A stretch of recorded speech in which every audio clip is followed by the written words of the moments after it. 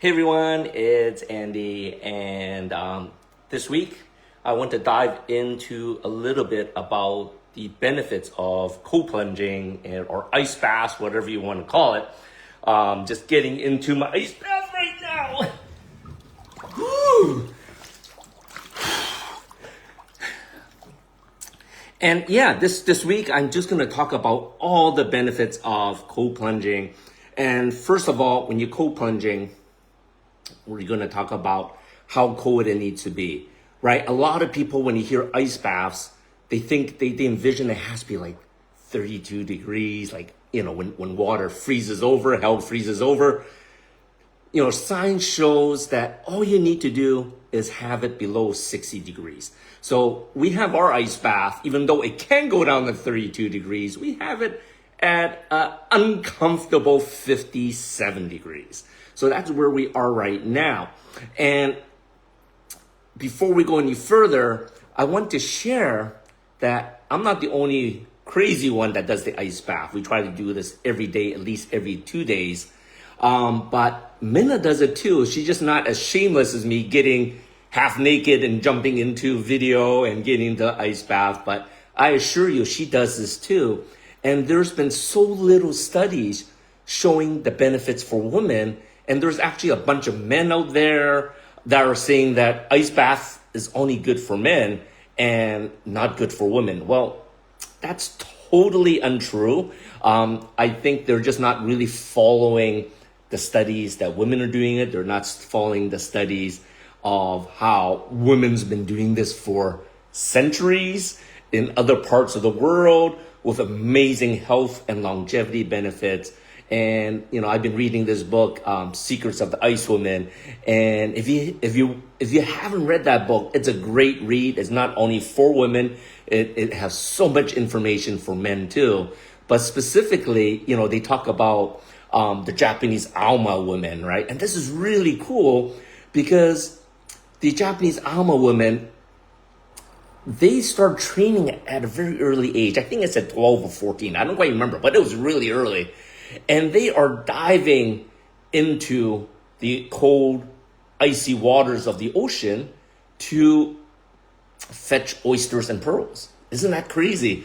But what's really interesting is these women can do this for a freakishly long time. They can moderate their body temperature. And they do this all the way up into their 70s and 80s. So imagine, let alone a woman doing it. Most men are so macho. They think, wow, I'm going to be tough. I'm going to be healthy for a long time. But imagine 70 to 80 years old. You're still diving deep into waters, icy waters, and getting pearls and oysters and whatever else they're fetching, right? So already there are studies that women has a lot of health benefits when it comes into plunging into cold water or ice plunging or whatever you want to call it. And it's funny because a lot of people, showing studies that women are actually suited for training to do ice plunges because, not being chauvinistic, but because women generally have more fat in their bodies. And we all know that fat is a great insulator against cold, right? So when people say that, oh, women can't do ice plunging, well, you already have an unfair advantage to most of us guys because generally you have more fat. And like I said, this is not fat shaming. This is just body psychology, body physiology, and that's the way God designed us. Men are a little bit more muscly, women have a little bit more fat, and it's a protective thing, but it also helps them do cold plunging a little bit better. But just wanted to break that myth because I had some friends, oh yeah, women shouldn't be doing, there aren't any studies. Well, there are a lot of studies. But the first thing that women should be doing more cold plunging, along with men, because like I said, these are health benefits for all genders, is generally women, they don't handle stress as well as men. And there are several reasons for this, because usually when men handle stress, they get pissed off, they'll punch things, they'll yell it out, and they vent off the stress. And the next thing you know, that's why, when guys have fight, they'll fight it out, and then they can be best friends again, right? But when it comes to women holds on to that anger and stress inside. And we all know when you have chronic stress, you have chronic inflammation inside our bodies, right? So one of the great ways to handle stress is to make your body more resilient. And by having your body more resilient, one of the best ways to do is controlling your cardiovascular system, your heart pumping, right? And a lot of people think, oh yeah, cardiovascular, they think about exercise, right? When you're working out, your blood vessels dilate, because you're pumping blood while you're working out, and then after you work out, they constrict back, right? So you're making your heart stronger, you're making your blood vessels stronger, right? Which is really good for health and longevity. But most people aren't working out hard enough to even get the heart pumping because they're just like walking on the treadmill at 3 miles per hour for hours on end, rather than getting a short, really good workout within 20 minutes. You can do a really great workout, a hit strength workout in 20 minutes, get the heart pumping, get your muscles going, right? But the beauty of the cold plunge is it almost is the reverse. So when you go into the cold water, like I am right now, your body will go into a protective mode, right? Which is really, really cool, right?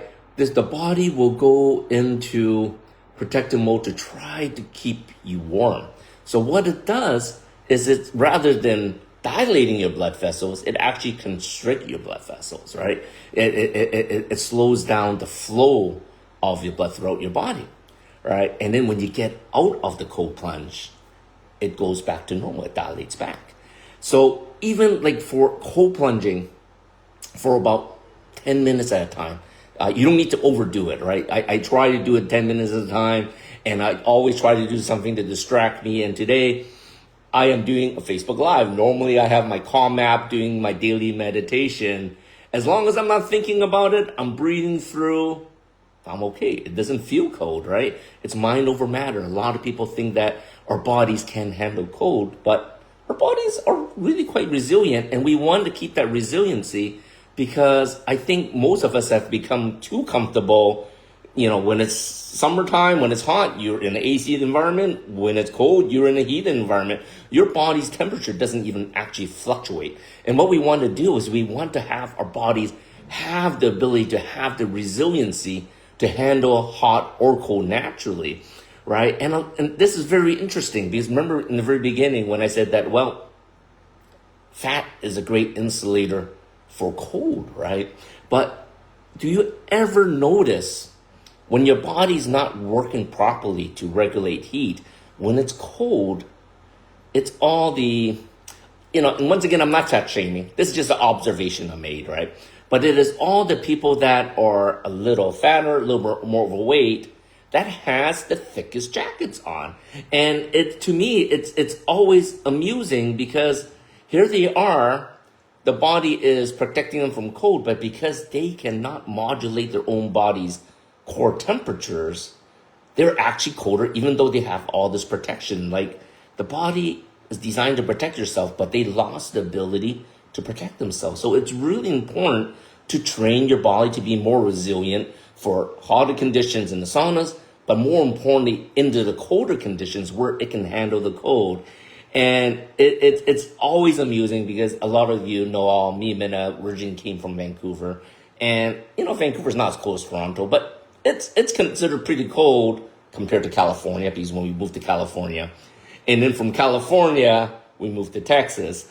And it's always amusing here because in Texas, it's freakishly hot almost year round. But once the temperature drops down to 70 degrees, which is like considered warm in Vancouver, people are already in jumpers and jackets. And here, me and Minna are in like tank tops and shorts, and we're walking around, and we always get these weird stares. And it's not because I'm not cold. Well, actually, I'm not cold. I'm not crazy. I was going to say it's not because I'm crazy and I'm not wearing a jacket. It's because my body doesn't actually feel cold, right? When your body is actually regulating your heat, your body knows how to keep your internal core temperature pretty well adjusted, almost like a thermostat, right? And that's where the training comes. A lot of people think that you need to train your body with exercise, but cold plunging and even heat exposure is another great way to treat your body to have more resilience. And like I said, with women, with all the stress they're handling, they bottle it all up, right? To the point at one day, they just explode. But meanwhile, you're causing all this chronic stress, this chronic inflammation in the body, that can lead to brain fog, joint pains, hip pains, knee pains, right? And other conditions.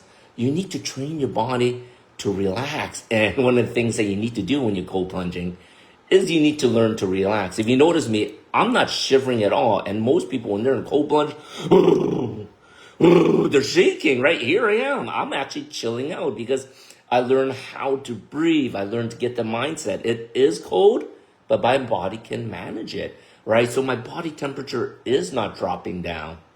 And the other benefit for you all of cold plunging is, I'm talking a lot about fat, right? But, there are two types of fat in the body. The white fat, which is the fat that everyone has, and the brown fat that we want more of. And this is what little babies have when they're born. They got a lot of brown fat, and brown fat turns to energy for the rest of the day. So what happens when you're in cold exposure, you are stimulating the brown fat to activate more energy and burning more calories. So like even after this cold plunge, when I'm out here, I'm probably going to be burning calories for a good part of the day because my brown fat's been activated.